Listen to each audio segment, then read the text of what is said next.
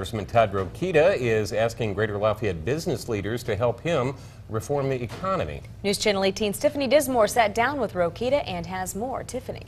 Gina and Jeff, Rokita is visiting Greater Lafayette to hear from constituents about what changes need to be made in Washington.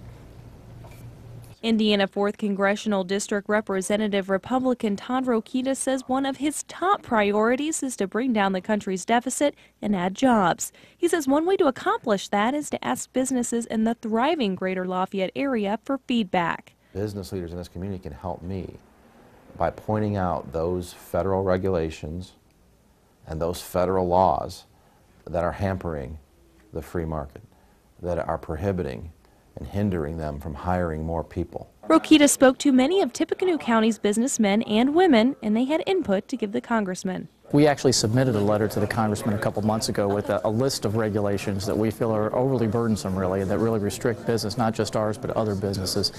Some of them include things like the National Ambient Air Quality Standards. A positive voice and a positive impact in bringing some common sense back into the FDA. With scandals, including most recently Democratic Representative Anthony Weiner, Rokita says Congress needs to refocus on what's important.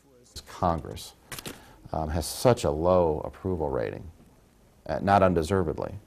This is another unfortunate distraction that keeps us from instilling and regaining and re-earning the trust of the American people. Just like Congresswoman Gabrielle Giffords, Rokita holds Congressman on your corner. In January, a tragic shooting took place at Giffords' event. In the way back of my mind, it's in the front of my wife's mind. A lot of us do this job because we care, obviously, and I'm not going to trade that because of what happened to Gabby Giffords. Rokita's Congressman on your corner was at Salisbury Street in Colbert, and that got underway just a few hours ago. Tiffany Dismore, News Channel 18.